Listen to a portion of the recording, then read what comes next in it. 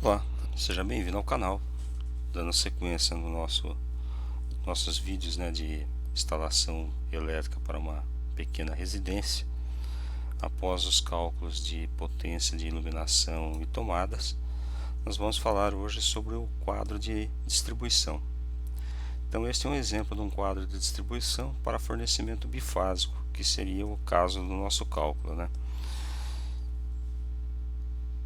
Então veja que, apesar da animação desses disjuntores aqui já estarem em desuso, mas a gente consegue ter uma visão aqui do exemplo do quadro. Então é aplicado um DDR, tá? Então observe que isso aqui não é um DR, é um DDR, porque ele tem duas funções aqui. Ele faz tanto a função do disjuntor de diferencial residual, como faz a função também de um disjuntor termomagnético. São um complemento aí, são duas peças em uma só.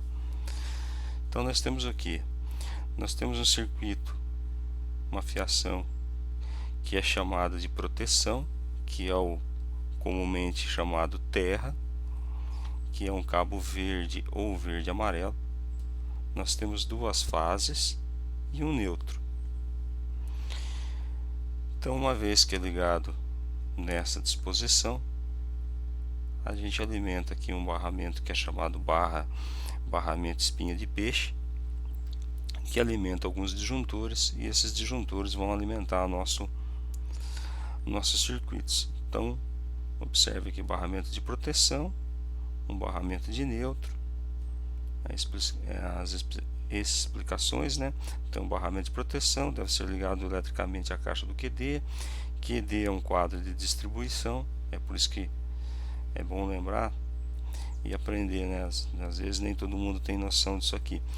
Se fosse só um quadro de iluminação, a gente chamaria ele de QL. Se fosse um quadro só de tomadas, nós chamaríamos ele de QT. Agora, como ele é de distribuição, nós chamamos ele de QD. Aí tem as recomendações da norma, Um dos dispositivos de proteção que se encontra no quadro é o disjuntor termomagnético. E vamos falar um pouquinho aqui a respeito dele, Então, o disjuntor termomagnético, que no caso aqui são essas peças aqui, eles são dispositivos que oferecem proteção aos condutores do circuito elétrico. Eles desligam-se automaticamente quando tem uma ocorrência de sobrecorrente. Então, sobrecorrente, o que vem a ser? É se você fechar um curto, você teve uma sobrecorrente ou sobrecarga, como queiram. Eles permitem a manobra manual, porque ele tem essa alavanquinha, Então você pode desligar o circuito ou interrompê-lo, o circuito novamente e religar. Eles têm a mesma função que chaves e fusíveis, só que eles têm algumas características diferentes, Então, por exemplo, se a gente pegar isso aqui que nem se usa mais com a graça do bom Deus, Essa é a chamada chave faca.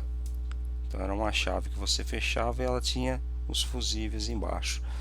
Quem é da época de 1970, 1960 e chegou a conhecer essas chaves aí. Depois isso aqui foi trocado por um fusível que chamava fusível de rolha, que era outra porcaria que meu Deus do céu, a gente viajei no tempo agora, me perdoem. E aí a gente chega nos disjuntores, Então, uma vez que um fusível desse é queimado, você tem que substituir. O disjuntor não, ele se desliga e você pode ligar ele de novo. O disjuntor diferencial residual, então observe que eu tinha feito uma menção logo no início do vídeo. Esse aqui ele é o chamado DR. DR é um disjuntor diferencial residual. Perdão, é um disjuntor diferencial residual. Então ele tem a parte aqui que é do disjuntor termomagnético e a parte que é do diferencial residual. Ele protege os condutores do circuito sobre o curto-circuito, que seria sobrecarga, e protege as pessoas quando a corrente dele ultrapassa 30 miliamperes. E aí a gente tem uma outra divergência que acontece muito no mundo da elétrica, que se a gente olhar aqui no quadro, vamos voltar aqui um pouquinho, como eu falei, ele é um DDR, né? E aí uns eletricistas e algumas pessoas mais, digamos assim, mais corajosas, né, elas instalam esse equipamento aqui, o IDR, que é o interruptor diferencial residual. Então veja, apesar da aparência parecer a do DDR, a função dele é diferente. Esse equipamento aqui, ele só desliga por corrente de fuga de 30 miliamperes. É um equipamento que foi feito para proteger pessoas, não circuito. Então o que acontece? Vamos supor que você está lá, você tem uma tomada, então você instalou essa peça aqui na entrada do quadro, e aí você tem o que? Você tem um IDR agora na entrada e você tem os disjuntores embaixo. Então se fechar um curto, vai desarmar esse carinha aqui. Beleza, é o que a gente quer. Ó, deu curto-circuito, vai desarmar o disjuntor, tá ótimo. Porém, se tiver uma corrente de fuga, e aí vamos tentar explicar da melhor forma possível o que seria uma corrente de fuga. Observe que aqui eu tenho uma fase, aqui eu tenho um terra. Vamos supor que em algum lugar da nossa tubulação, esse fio de verde aqui, ele descascou por algum motivo, ele rompeu, ele está com a perninha dele exposta, e esse fio de fase também esteja partido, esteja com alguma parte dele descascada, e ele encosta essa parte da fase para o terra. Então o que vai acontecer? Eu vou ter uma corrente de fuga. Então, apesar de muitas vezes o disjuntor desarmar, que é uma outra característica, mas o que vai acontecer? Ele vai desarmar essa peça aqui. Então o que acontece? Se essa peça desarmar por corrente de fuga, às vezes você vai ter uma dificuldade para encontrar onde está. Então como estou dizendo, né, como a pessoa instalou essa peça no lugar dessa, o que acontece? Deu uma corrente de fuga, que é isso que a gente acabou de falar, vai desarmar esse equipamento aqui, e você vai tentar armar e ele vai desarmar de novo, você vai tentar armar, ele vai desarmar de novo, e você vai ficar aí nesse arma e desarma até você conseguir identificar qual circuito que está ocorrendo a corrente de fuga. E aí, se a gente instalar essa pecinha aqui, que é o DDR, a gente vai ter uma situação diferente, né? A gente tem, quando fechar um curto, ele desarma essa peça, e se a gente tiver a corrente de fuga, a gente vai desarmar essa peça também. Bem, vai sair a pergunta então.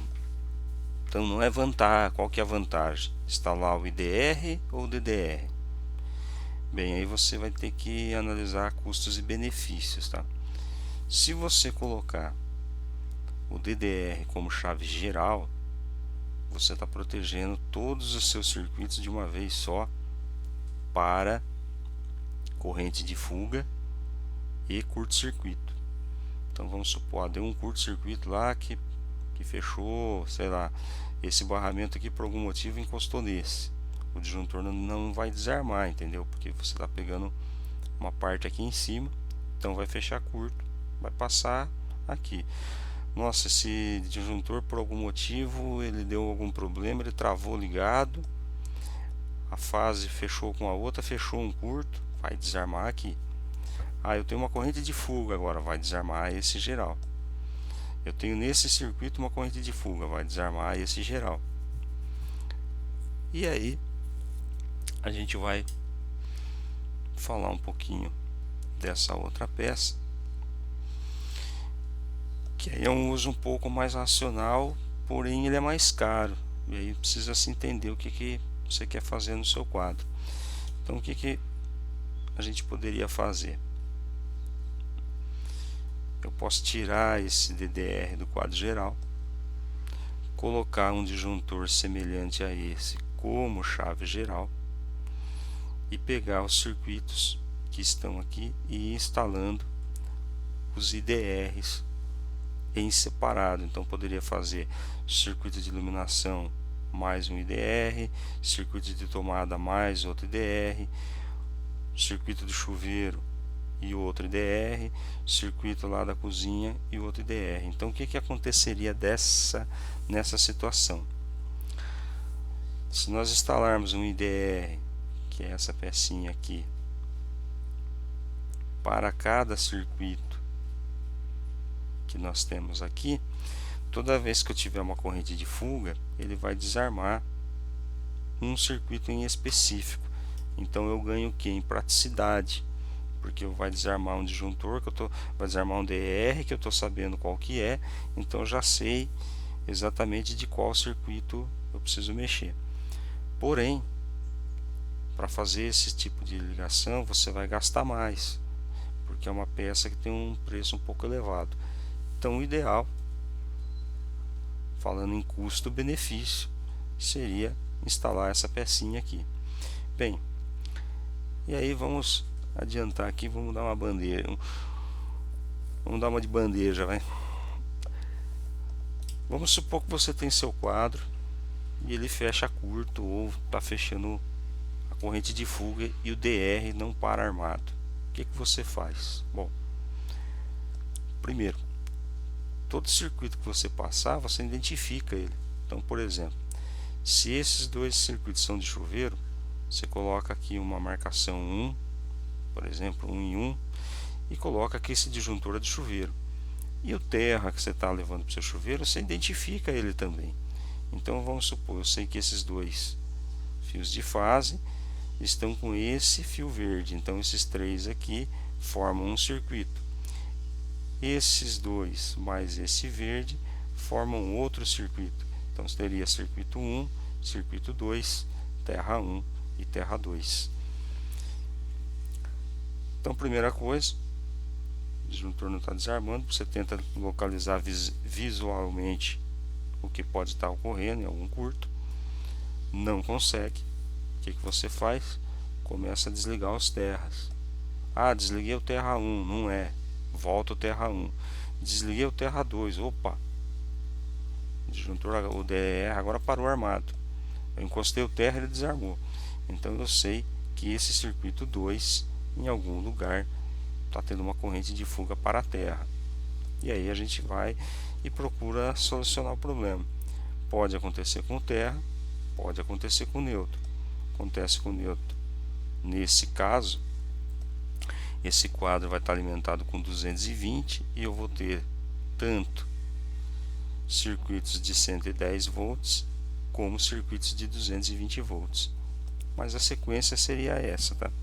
Bem, espero ter contribuído para o seu conhecimento de alguma forma. Se você gostou do canal, gostou do vídeo, por gentileza compartilhe, ajude nosso canal a crescer e se inscreva, por favor, e divulgue o nosso canal. Precisamos crescer um pouquinho mais aí, e é uma vontade que eu tenho de compartilhar o conhecimento de elétrica e outras coisas para engenheiros civil e leigos em eletricidade. Muito obrigado e até a próxima.